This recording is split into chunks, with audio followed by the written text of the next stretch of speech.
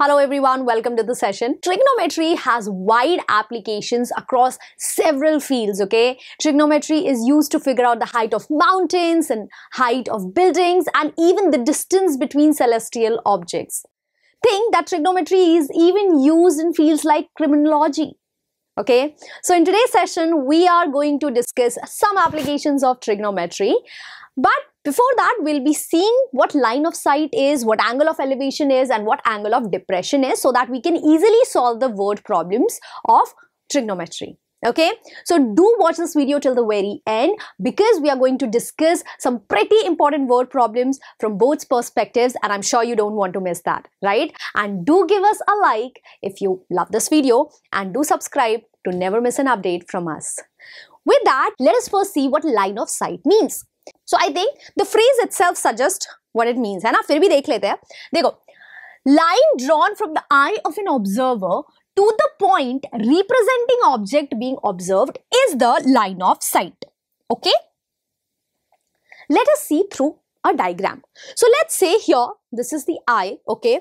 And this OX is the horizontal level here. An object is being represented by this point P here, okay? So this object is above the horizontal level here. While in this diagram here, in the second diagram here, the object is below the horizontal level. ठीक है, okay? So this OX here represents horizontal level. ठीक है? And remember, in word problems of trigonometry, we use point to represent objects. ठीक है? अब what will be the line of sight? Line of sight would be the line drawn from this eye to this object here. So here this OP is the line of sight, while here this OP line is the line of sight. I hope that's clear, right? Okay. Now let's move on to what angle of elevation is. So angle of elevation is the angle formed by the line of sight with the horizontal when the point being viewed is above the horizontal level. So what do we mean by that? Let us see through this diagram here. Okay, so here OX is the horizontal level, everyone, right? Object is being represented by this point P, and this OP here is the line of sight, right? Now the angle formed by the horizontal and the line of sight is the angle of elevation. So this angle here is the angle of elevation. Okay, now let us see what angle of depression is. So angle of depression is angle formed by the line of sight with the horizontal when the object being viewed is below the horizontal level. ठीक है, angle of elevation में object क्या था? Horizontal level से ऊपर था. ठीक है, और एंगल ऑफ डिप्रेशन में क्या होगा? वो हॉरिजॉन्टल लेवल से नीचे होगा. ठीक है, for example here see here the object is below this horizontal level, है ना? ठीक है, so this is the horizontal level, this is the line of site, so between these two we have this angle of depression. ठीक है, अब एक छोटा सा पॉइंट देख लेते हैं. तो देखो, अब अगर मैंने यहां पॉइंट P से एक लाइन बनाई, है ना, और मैंने लाइन ऐसी बनाई कि वो OX से पैरेलल है, मतलब वो जो हमारा हॉरिजॉन्टल लेवल था ना, उससे पैरेलल है ये लाइन. ठीक है, तो मैंने कैसी लाइन बनाई है? मैंने लाइन बनाई है OX से पैरेलल. ठीक है, तो अब अगर ये दोनों पैरेलल लाइंस होंगी तो हम कह सकते हैं कि ये angle, that means angle OP, let's say this is Y. So angle OPY and angle POX equal होंगे, right? Because they are alternate interior angles, है ना? तो why is this important? Because जब आप word problems कर रहे होगे तब आप actually इस चीज का use करोगे. ठीक है? Okay, तो अभी के लिए इसे ध्यान में रखना. ठीक है? Okay, चलो जी. Let us move on and do a quiz. ठीक है? एक छोटा सा easy सा quiz करते हैं. ऐसे quizzes जो हैं 1 marks में बड़े common है. ठीक है? Board exams में. हमें कुतुब मीनार की हाइट दी हुई है 72 meters, right? And it cast a shadow of 72√3 meters long on the ground. Okay, now the question is what is the sun's elevation at that particular time? Okay, so first of all let us make a diagram. So here what will do is we'll say that AB here represents the Qutub Minar and CB here represents the shadow of the Qutub Minar, right? So we know that AB is 72 meter and the shadow's length is 72√3 meters. Okay, and this here is 90 degrees. 90 degree होगा. So how will you figure out the angle of sun's elevation? So angle of sun's elevation is actually this angle here, this. because sun would be somewhere here everyone, like this, okay, and this will go directly till here, ठीक है. So angle of sun's elevation is what? This angle. ये angle हमें figure out करना है, ठीक है, okay. अब ध्यान से देखो कि अगर आप tan C निकालोगे तो tan C क्या होता है? ऑपोजिट ओवर एडजेसेंट, है ना. हमें ऑपोजिट भी दिया हुआ है और एडजेसेंट भी दिया हुआ है, राइट. ऑपोजिट क्या है? AB और एडजेसेंट क्या है? CB, right. तो हमें ऑपोजिट एडजेसेंट दिया हुआ है, इसीलिए हमने tan C यूज किया, ठीक है. तो आप कौन सा ट्रिग्नोमेट्रिक रेशियो यूज करोगे ये आपको सोचना पड़ेगा according to the things that are given, ठीक है, okay. Now from here I can cancel 72 and I will get 1/√3. अच्छा, अब खुद सोचो कौन से एंगल का टेंजेंट की वैल्यू 1/√3 होती है? The answer is 30 degrees, right? So the value of C is 30 degrees. Okay, so the correct answer is option number 3. Okay, I hope you understood. So इसमें याद करने की क्या बात थी कि एंगल ऑफ एलिवेशन क्या होता है, ठीक है. तो एंगल ऑफ एलिवेशन ये है यहाँ पर, okay. So with that, let us move on and let us discuss this question here. ऐसा क्वेश्चन आपके बोर्ड एग्जाम्स में आ चुका है, ठीक है. तो ध्यान से देखिएगा. A straight highway leads to the foot of a tower. A man standing on the top of 100-meter high tower. So basically we know that the height of the tower is 100 meters. ठीक है? And a man is standing on top of it. And that man is observing two cars at angles of depression of 45 degrees and 60 degrees each. ठीक है? And both the cars are approaching the foot of the tower. Now one car is exactly behind the other. ठीक है. तो ऐसा नहीं है कि वो अलग अलग हॉरिजॉन्टल लेवल पे है, वो सेम हॉरिजॉन्टल लेवल पे है, ठीक है. Now we have to figure out the distance between the two cars, ठीक है. तो सबसे पहले तो वर्ड प्रॉब्लम्स में डायग्राम बनाना सीखना है, ठीक है. अगर आपका डायग्राम सही बन जाता है तो 3 प्रॉब्लम सॉल्व हो गई, ओके. सो सबसे पहले हम क्या करेंगे, हम यहां पर ये डायग्राम बनाएंगे. इसमें हमने AB को ले लिया है टावर, ठीक है. AB is our tower on which the man is standing, ठीक है. तो man is standing atop the tower ना, okay. Now C and D be the positions of two cars respectively, ठीक है. तो यहाँ पर C और यहाँ पर D क्या रिप्रेजेंट कर रहे हैं? the positions of two cars, ठीक है. अच्छा, अब एक इंपॉर्टेंट पॉइंट है जो बहुत लोग सोच रहे होंगे कि यहाँ पर अगर AB टावर है तो वो मैन कहाँ है, मतलब जो टावर के ऊपर खड़ा है, राइट. तो जो मैन टावर के ऊपर खड़ा है, जो सब ऑब्जर्व कर रहा है, हम उसे एक पॉइंट साइज ऑब्जेक्ट मान लेंगे फिलहाल के लिए, ठीक है. बिकॉज उसकी हाइट हमें क्वेश्चन में कहीं पर भी नहीं दी हुई थी, आप देख सकते हो, ठीक है, ओके. तो ऐसे सिनेरियो में आप उस मैन को क्या करोगे? ऑब्जेक्ट, पॉइंट साइज ऑब्जेक्ट मान लोगे, ठीक है, ओके. अब हमें ये दिया हुआ था कि angle of depression of the two cars are 45 degree and 60 degrees each, है ना. तो 45 कौन सा है, 60 कौन सा है? अच्छा, उससे भी पहले एंगल ऑफ डिप्रेशन हमने कैसे पढ़ा था? एंगल ऑफ डिप्रेशन तो ऐसे होता है ना, ये हमारा हॉरिजॉन्टल लेवल है, ये मान लो ऐसे हम देख रहे हैं, राइट. तो एंगल ऑफ डिप्रेशन क्या होता है? ये होता, राइट. और दूसरा एंगल ऑफ डिप्रेशन क्या होता? ये होता है ना. बट मैंने आपको शुरुआत में बताया था कि ये वाला जो एंगल है, ये वाला, ये एंगल किसके बराबर होगा? इसके बराबर होगा, है ना, ठीक है. और दूसरी चीज जो बताई थी वो ये बताई थी कि ये वाला जो एंगल होगा, वैसे ही ये वाला, वो किसके बराबर होगा? इसके बराबर होगा. Why? Because this line and this line they are parallel. We have drawn it to be parallel. ठीक है.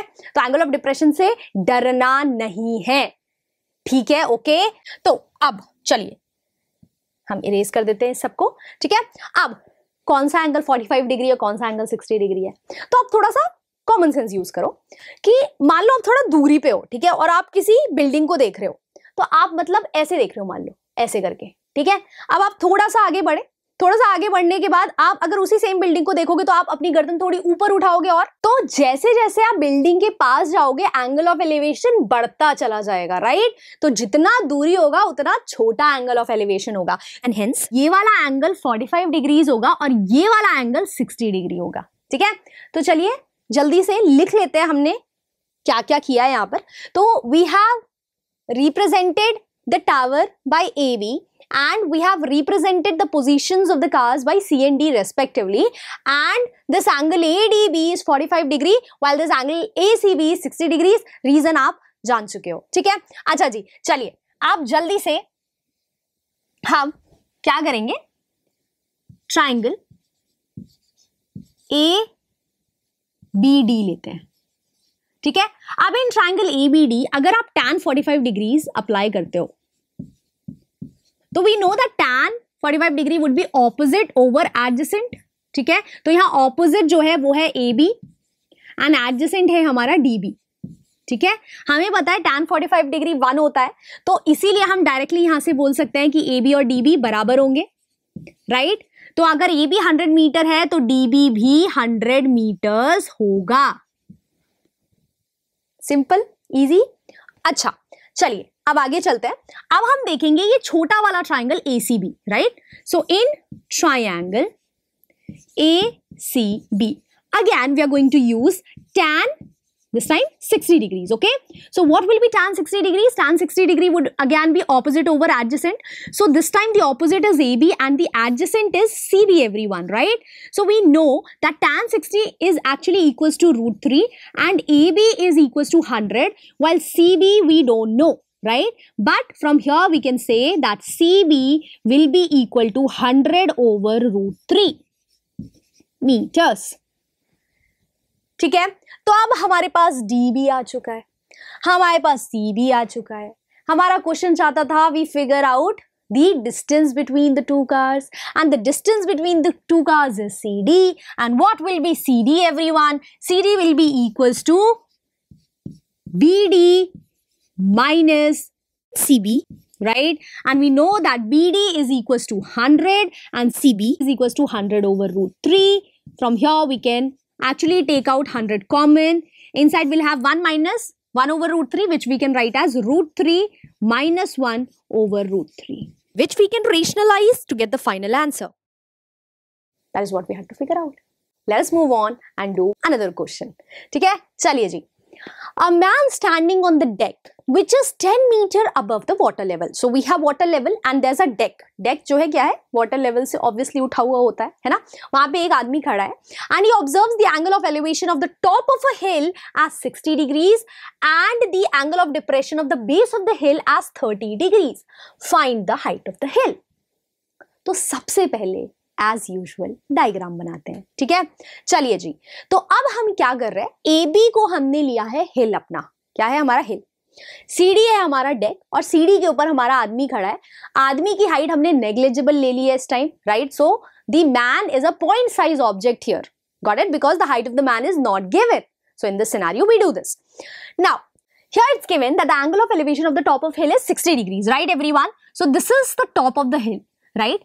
So हम ये बोल सकते हैं कि ये तो हमारा हॉरिजॉन्टल लेवल हो गया फिलहाल के लिए, है ना। और एंगल ऑफ एलिवेशन क्या हो जाएगा, ये हो जाएगा। तो हमें पता है ये कितना है, 60 डिग्रीज, है ना, ठीक है।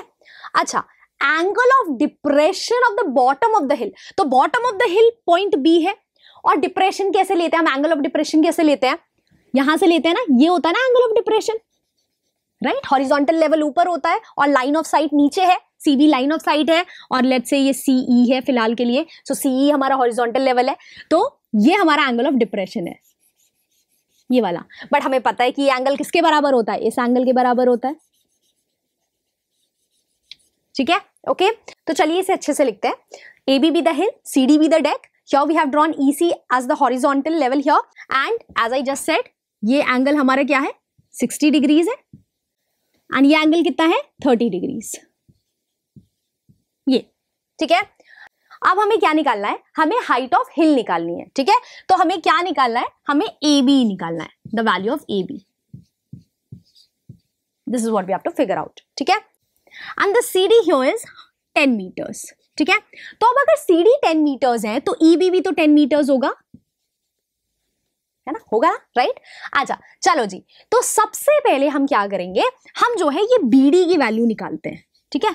क्यों, क्योंकि आसान है, हमें पता है कि CD 10 है और ये एंगल हमें 30 डिग्री दिया हुआ है, तो ट्राइंगल CBD में tan 30 डिग्री यूज करके हम BD निकाल देंगे। और अगर हमने BD निकाल दिया है तो हमें EC पता चल जाएगा, और अगर हमें EC पता चल जाएगा तो हमें AE पता चल जाएगा, एंड हेंस हमें AB पता चल जाएगा। थोड़ा फास्ट हो गया, चलिए लिखते हैं जल्दी जल्दी, ठीक है। तो सबसे पहले in triangle CBD tan 30 degree is equals to CD over BD, opposite over adjacent, ठीक है। चलो tan 30 डिग्री हमें पता है 1/√3 है, ठीक है। CD हमें पता है 10 है, BD तो हमें निकालना ही है, ठीक है। तो यहां पे हम इवेलुएट करके बोल सकते हैं कि BD is equals to tan√3 meters, ठीक है। अब अगर BD 10√3 है तो EC भी तो उतना ही होगा, क्योंकि EC क्या है, BD के इक्वल है, because EBDC is a rectangle, है ना। EBDC क्या है, हमारा रेक्टेंगल है बाय आवर कंस्ट्रक्शन, ठीक है। So BD is equals to EC is equals to 10√3 meters, ठीक है, ओके। अच्छा, अब आप देखो ट्राइंगल AEC को। So in triangle AEC, we can say that tan 60 degrees is equals to AE over EC, right? Opposite over adjacent. And we know that AE is not given, and EC we just saw is equals to 10√3. ठीक है। Now tan 60 itself is equals to √3, right? So √3 is equals to AE over 10√3. Okay. Now from here we can say that AE is equals to 10√3 into √3, which will be 30 meters. तो हमें AE की value पता चल गई है, ये है कितना, 30 मीटर्स। तो क्या अब आप AB की लेंथ नहीं बता सकते? बता सकते हो, right. So AB is equals to what? AB is equals to 30 plus 10, right? Which will be equals to 40 meters. So this is the height of the hill, है ना। तो देखो, अगर आपने डायग्राम सही बना लिया और एंगल्स सही सही लिख लिए, तो उसके बाद it's very very easy to do these types of word problems, ठीक है। So with that, if you love this session, then do give us a like and do subscribe, and that's it. Thank you.